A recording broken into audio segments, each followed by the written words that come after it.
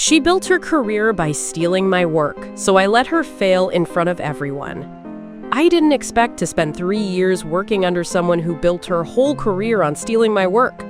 But that's exactly what happened, and by the time I realized it, she was already being interviewed by Forbes. I was 27 when I joined the consultancy, fresh out of grad school, bright-eyed, overqualified, and underpaid. My boss Claire was sharp, confident, and according to the firm's site, a visionary strategist. I genuinely admired her at first. She had a reputation for landing high-profile clients and streamlining struggling businesses into profitability.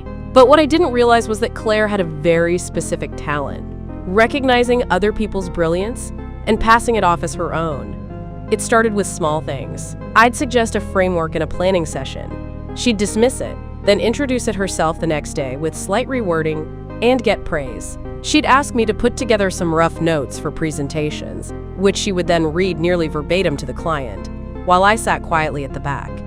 Once, a client specifically complimented a cost model I'd built, and Claire smiled and said, "Yes, I spent a lot of time balancing the variables." I thought maybe I was overreacting. Imposter syndrome, right? Wrong. It escalated.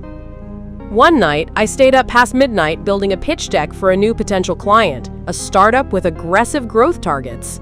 I built out a strategy, forecasted 3 revenue scenarios, ran risk simulations, and wrapped it in a slick, digestible presentation. It was mine from top to bottom. Claire took it, made a couple of cosmetic edits, and presented it as her own. I wasn't invited to the pitch. They won the client.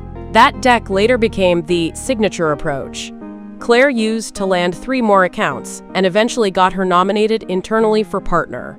I only found out about the last one because I saw a LinkedIn post praising Claire's proprietary scaling framework. It was titled almost word for word from my original document. I felt sick. I thought about quitting, but I needed the experience, the connections, the recommendation. So I started documenting. Every file I created, I backed up with time-stamped exports. Every idea, email, draft, spreadsheet, I kept copies. I started BCCing my personal email when I submitted anything. I created version histories, saved PDFs, kept track of who opened what and when. I didn't confront her, I just kept feeding her work like normal. Let her build the tower higher. And then, one day, I waited. It was a client review meeting. I made sure I was in the room. I'd stayed late the previous week refining a new efficiency model, a complex flow for a logistics client losing money through poor load balancing. Claire presented it with her usual flair. But I had noticed something. She hadn't actually read the final model I sent.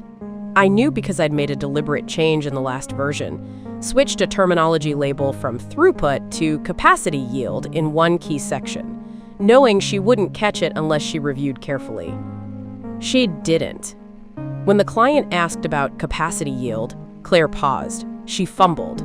She couldn't explain it. And then they asked me directly. I gave a calm, clear answer. Later that day, I had a private meeting with the client rep. He asked me a few pointed questions. I told him the truth, carefully, that I'd developed the framework, that I'd built the models, that Claire had presented them. I didn't even have to editorialize. The data spoke for itself. A week later, that client requested me as lead contact. 2 weeks after that, another one did the same.